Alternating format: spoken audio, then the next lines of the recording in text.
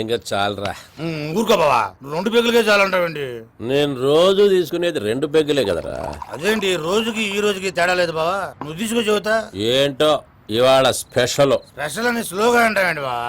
అబ్బాబాబాబాబాబా, ఆ భవానీ గారికి ఇచ్చావు చూడు వార్నింగ్, అలా పంచెలు తడిసిపోయి అనుకో. నిజంగా చూసినట్టే చెబుతున్నావే. ఏంటి బావా చూడాలండి చెప్పు.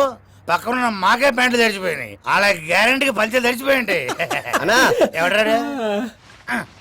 కొంచెం హెల్ప్ చేయనా? చేస్తా.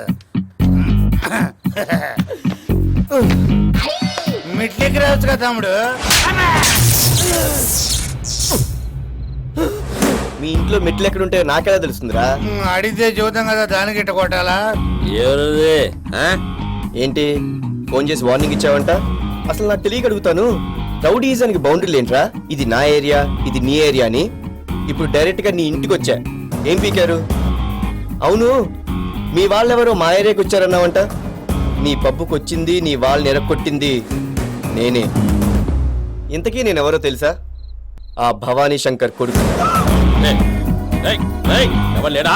నువ్వు నన్ను ఎప్పుడూ చూడలేదు కదూ. మనం వస్తే ఇలాగే ఉంటుందిలే.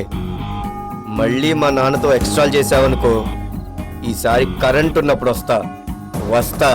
మెట్లట్టు బాబు, బాబు జాగ్రత్త, చీకటిగా ఉంది.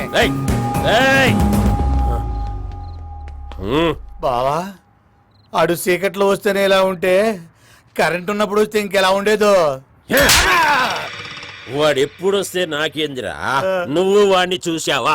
నువ్వు కూడా చూసావుగా. నేను చూసానా లేదా కాదు, నువ్వు చూసావా? ఎందుకు చూడలేదు బావా? కుర్రాడు కత్తిలా ఉంటాను, 6.5 అడుగు ఎత్తు, రింగినిగుల చుట్టూ, పెద్ద కళ్ళు, అచ్చు తండ్రి పోలికే. వాడు ఎవరి పోలికైతే నాకేందిరా? నా ఇంటికొచ్చి నాకే వార్నింగ్ ఇస్తాడా? రేపు తెల్లారేపటికి అది నా కాళ్ళ దగ్గర ఉండాలా? నువ్వేం చేస్తావో నాకు తెలియదు. ఒరేయ్, 3 పెగ్గులు దగ్గర నీకే గుర్తు లేకపోతే 6 పెగ్గులు దగ్గర నాకెట్టా గుర్తుంటుందా నీ అప్ప?